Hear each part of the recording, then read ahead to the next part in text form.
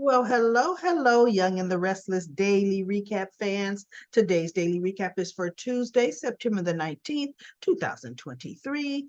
Tuesday, September the 19th. Well, nothing happened today, really. Every scene of Jack and Billy, I fast forwarded. I don't want to hear the same conversation not one more time. Sick of it.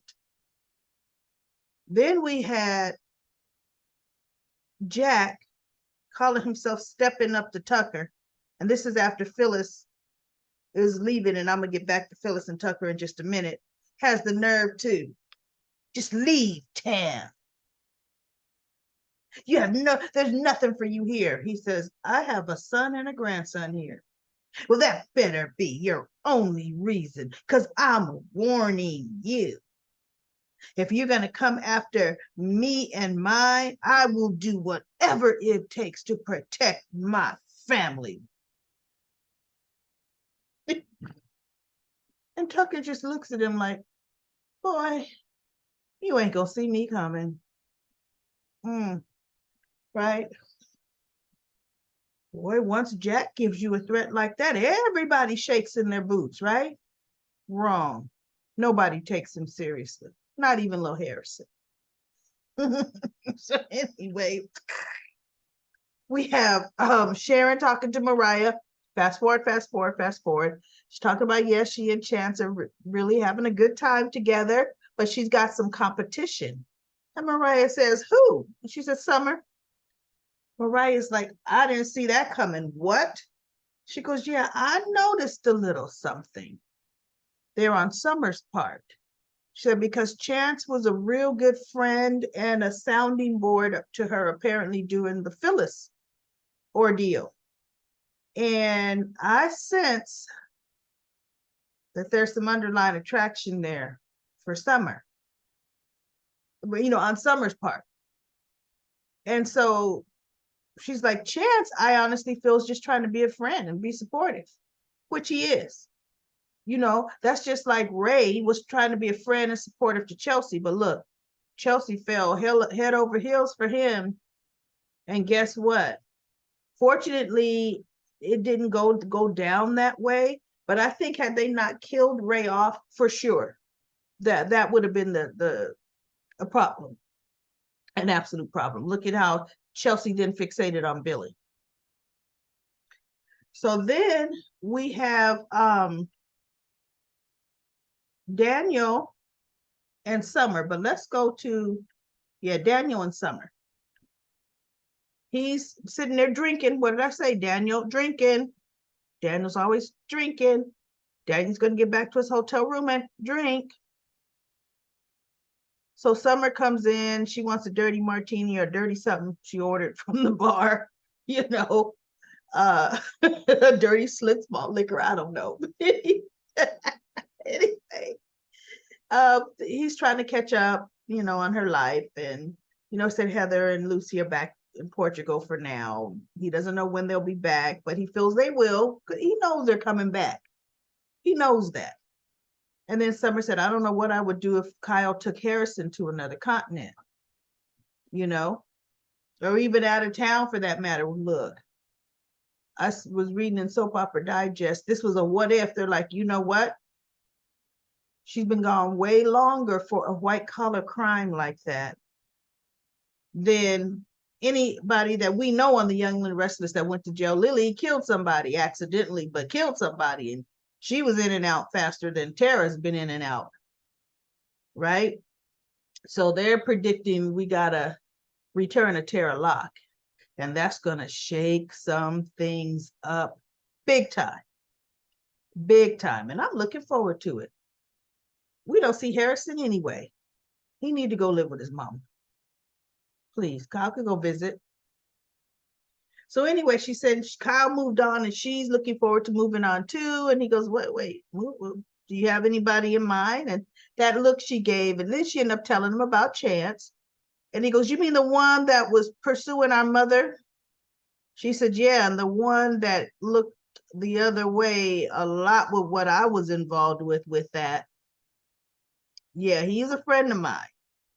So she's saying the only negative is, no, Daniel goes, wait, isn't Chance seeing Sharon? And she goes, yeah, that's the only negative. And she goes, and I don't want to hurt anybody. And I'm thinking, girl, that ain't going to stop you at all. Because what you said there, right then and there, was what you felt you should say. That's absolutely not what you're going to do. See, Chance and Summer, but especially Summer, feel Sharon is out of town. Not that Chance would use Sharon out of town to do anything, but Summer will, not knowing her flight got canceled because of the weather. So wouldn't you have thought the logical thing is, hey, Chance, my flight got canceled. Swing by after work. Wouldn't you say that if you were Sharon? See? But oops, I won't let him know. I'll go surprise him at the GCPD as Summer's there sitting on his desk. You know, come on now. And then Mariah, oh, it's Aria's another doctor's appointment. Tessa's not here. It should be the two of us. She should feel the love from both of us. Oh my God. Fast forward, fast forward, fast forward. Storm or not, Tessa made it. So then they go home. They make out in the bed, whatever. You know, they're there for each other. And Hilaria, yes, you are. Come on now. So now this is the real thing that I'm getting really pissed off at my girl. And we all know I was team Phyllis until the faking her death thing. But as far as interesting females on the show, still Phyllis.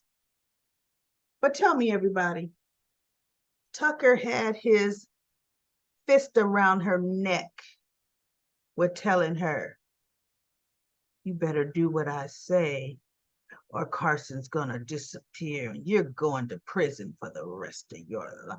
I mean, the threats. She went to Billy to get from under Tucker, desperate. Tucker sits down and he tells her, I have a business proposition for you. And she's like, yeah, like your last one, where you were relentless with, I forget the word she used, but pretty much the cruelty,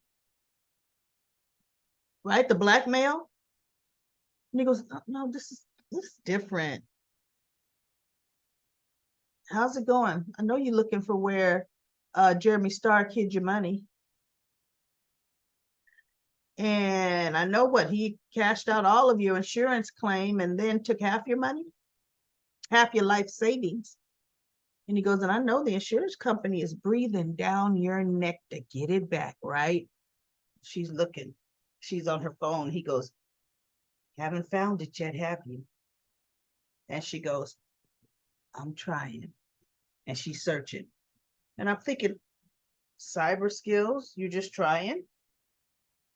And he goes, look, I'll give you $2.2 million.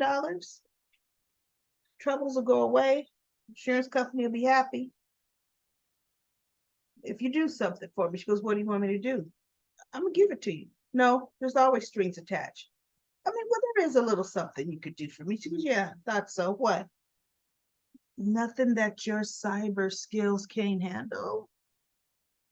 He said, I just need you to hack into a certain business's information. She goes, nope. You know what?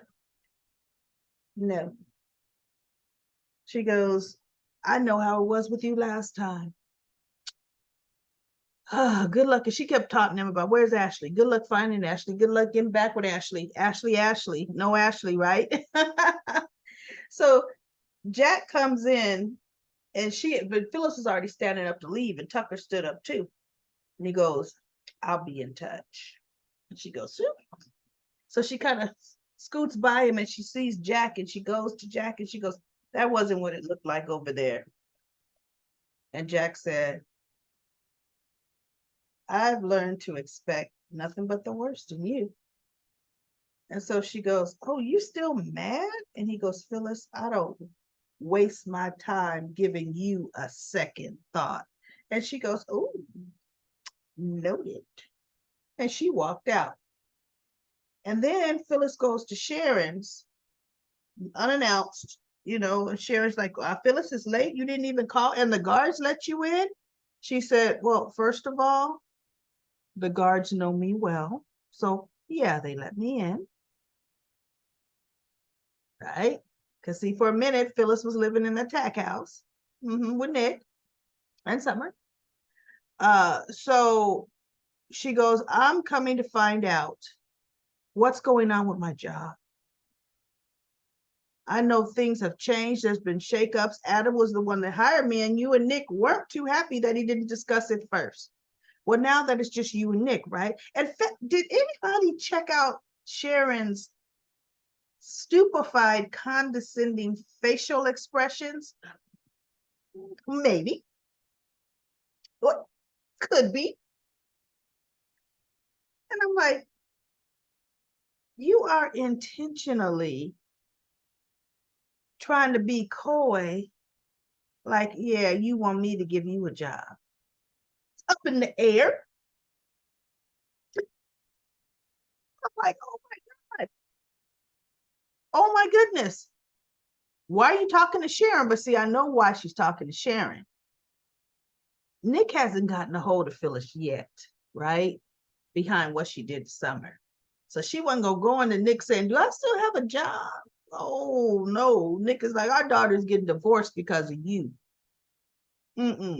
Right? So Sharon says, things have not been decided. Nick and I'll discuss it. And we'll get back to you. That's the best I could do, Phyllis. So Phyllis leaves. She goes back to the GCAC and she walks through the door, and Tucker was talking to one of the workers, and she goes, Tucker. And he stops and he looks at her. She goes, okay, I'm interested in your business proposition, but I need more information. He said, so they sit down, and he said, she goes, what exactly do you want me to do? I need you to get me information on a certain company, hack into their servers. So she goes, okay, so I'm taking it's not your company, because really, what company does he have? He has none. She goes, so that means it's illegal. And I'm thinking, Phyllis, violation of parole. What did the judge say? You do one wrong thing, and I will put you in prison. What did the judge say? And Tucker says, minimal risk for somebody with your skills. For a few strokes of a computer, 2.2 million. My gratitude. You have my word. And I thought Tucker never lives up to his word. See, if Phyllis does this, everybody, I hate to say it, I'm not going to be Team Phyllis. See, and what she'll try to say is, I wanted to know exactly what he wanted to do with it, as I gave him confidential information. I was trying to find out his plan as I gave him all the ammunition he needed. She's not thinking, what company would Tucker McCall want information on? What company did he and Ashley want her to disrupt under the road of Diane and Jack? Jabot. So Phyllis, it doesn't take a brain surgeon, and you already know the company. You already know this company is the parent company of your own daughter. See, not only did you break up her marriage, she's getting divorced because of you. You want to destroy her business. See, and I said want. She doesn't want to do it, but she's gonna do it. Because I didn't think you'd get divorced after this. She told him, oh, he'll be fine. Carl will be fine. Oh, but they aren't, are they? There's something wrong when a mid-40s person pushing 50 cannot make the right decision well, mid-40s, pushing 50s, maybe pushing it, can't make the right decision to save her life. If she does it, everybody, I will no longer be Team Phyllis. I don't think I'm going to have a team. I don't think I'm going to have a female that I like on The Young and the Restless. It would be Lauren, but we don't see Lauren enough at all. So it's not Lauren. And it's just not going to be. They do this. If they have Phyllis do this, I'm through. You know, you burn your hand on the hot stove once before, and you realize the hot stove had a clasp holding your hand to the fire. And you're going to look at that hot stove and say, will that happen again? If I stick my hand through this device and try to touch the hot stove, will it clasp on me and hold my hand to the fire?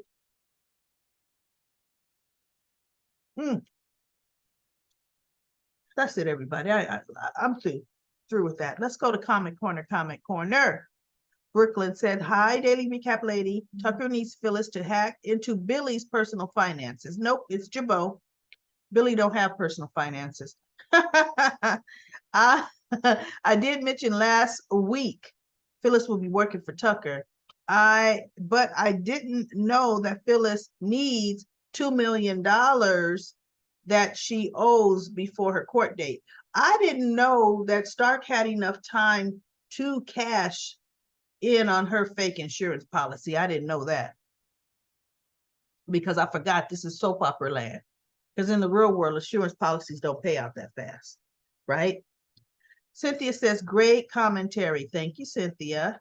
Belinda says, daily recap lady, I love how you analyze Victoria.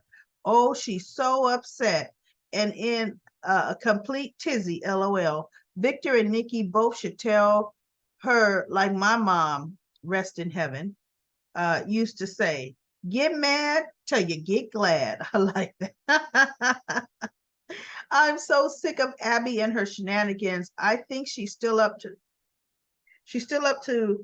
no good. And unbeknownst to Tucker, you must mean Ashley now. Unbeknownst to Tucker, he was just a pawn and a fall guy to keep Jack, Diane, and Billy's attention off her while she moves forward with taking over Jabot. Ashley's up to something. Something's not right. I already know something is not right. Also, I'm wondering if Victor secretly sold the Chancellor shares to either Adam, Tucker, or perhaps Heather. Heather does not have that kind of money. Okay. Remember, Heather's an attorney and Paul Williams' daughter. Paul never had money. And Heather didn't win no money in some big case for a firm. No. Heather is a single mom with Lucy doing well. Okay. Oh, wait, maybe he sold his shares to absent Michael Baldwin. Michael don't have that kind of money either. Now, I saw that in scenes, so must be on tomorrow's episode, hopefully, where Victor summons Lily. Now, and that's it for Comment Corner. Thank you, everybody, for Comment Corner. Now, Victor summons Lily. Who did he make the deal with? And who has he been talking to all this time? It's been Jill. How are you gonna back out once I give you what you wanted?